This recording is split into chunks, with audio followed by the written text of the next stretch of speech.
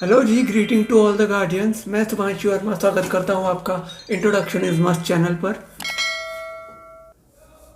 देखो, मैं अभी कुछ 2-4 दिनों से कुछ वीडियोस बनाने लगा हूँ। मैंने यूट्यूब पर भी डाले, मैंने व्हाट्सएप पर भी डाले, अपने स्टेटस पर भी लगाए, ताकि जो मेरे कांटेक्ट में, जो मेरे नोन जिनकी क्वेरीज आ रही थी स्पेशली, उनको उन चीज़ों के बारे में पता चल सके।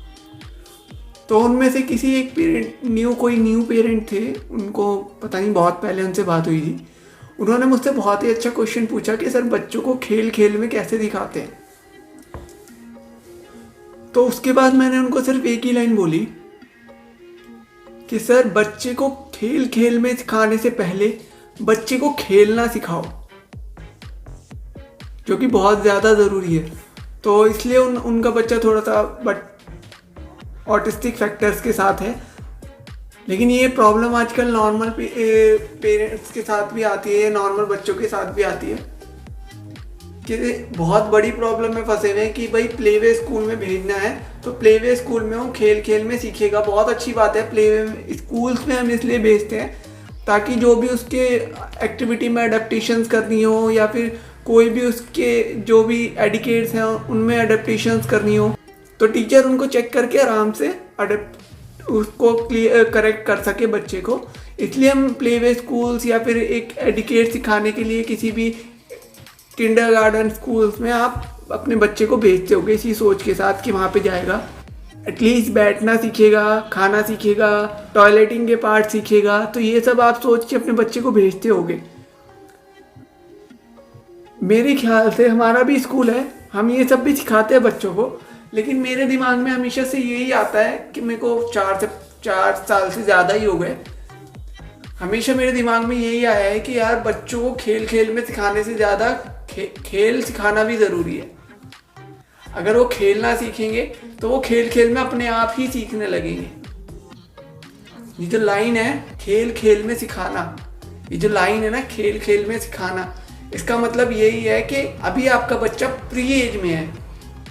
आप अपने बच्चों को स्कूल में भेज रहे हो, स्कूल में आप तब भेजते हो कि भाई अभी ये नॉर्मल हो चुका है, ये बात करने लगा है, समझने लगा है, या फिर एक नॉर्मल एडिकेट इसका बन चुका है, ये एक नॉर्मल जो एनवायरनमेंट है वो अडेप्ट कर सकता है। तो आप उसको एक प्लेवे स्कूल में भेजते हो जहाँ पे वो न्यू एक्टिविटीज़ लर्न करता है।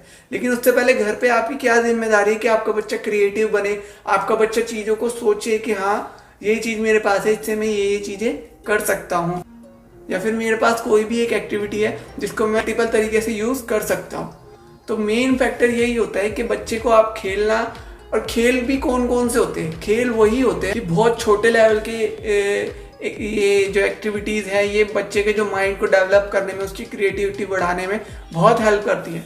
एक बिल्डिंग ब्लॉक्स करके एक स्टैक आता है, पूरा एक बॉक्स आता है, वो आप ले सकते हो। उसका लिंक मैं डिस्क्रिप्शन बॉक्स में भी दे दूंगा आपको। वो एक बहुत ही क्रिएटिव सी थिंकिंग है, मतलब बहुत ही एक क्रिएटिव सी चीज़ है। उसमें बच्चा, ये मान लो पूरा पूरा दिन भी हमारे पास है, वो पूरा पूरा दिन लगा रहता है उसमें। और एक ही बच्चा नहीं, जो ही बच्चा आता है उसको वो एक्टिविटी काफ़ी पसंद आती है। और हम लोग देखते भी हैं कि ऑटिज्म या फिर सीपी बच्चा होने के बाद भी वो इतना उसकी तरफ अट्रैक्ट हो जाता है, उन ब्लॉक्स की तरफ, कि वो खुद से ट्राई करने की कोशिश करता है। भले ही वो एक ही ब्लॉक के ऊपर एक ही ब्लॉक रख पाता है, बाकी के नहीं रख पाता, बट वो उसको फिर भी ट्राई करता है। हर बच्चे को लगभग क्रिएटिव लगता है, उसके जो सोचने की क्षमता है उसको वो ब्लॉक बहुत बढ़ाते हैं। दूसरा एक पॉटरी सेट आता है। तीसरा जो ज्वाइनिंग ब्लॉक्स आते हैं, वो उन पे अब नंबर भी लिख के आने लगे हैं, अल्फ़ाबेट्स भी लिख करके आने लगे हैं, तो जिससे कि वो बच्चा उनके साथ खेलता है और सीखता भी है। और दूसरी बात ये कि ये सब आपके पास नहीं है, कोई ज़रूरत नहीं है कि ये सब ही ज़रूरी हो।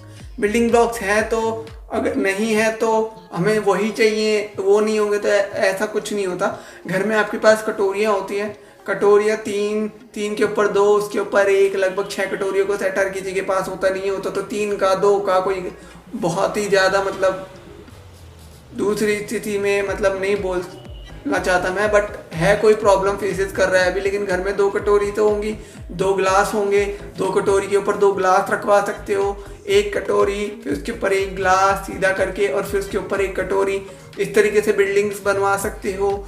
और जो बात रही पोल्ट्री की, तो आपके पास थोड़ा मतलब माना आटा कीमती है, गेहूं भी बहुत कीमती है, वेस्ट नहीं करना चाहिए, बट आप थोड़ा सा आटा उनको दे सकते हो, वो रोल कर सकते हैं, उसका कुछ भी अलग से कुछ बना सकते हैं, या फिर उससे जो बिलवा रहे हो आप उसको ही रोटी के ऊपर चिपका दो और उसी की रोटी बना दो।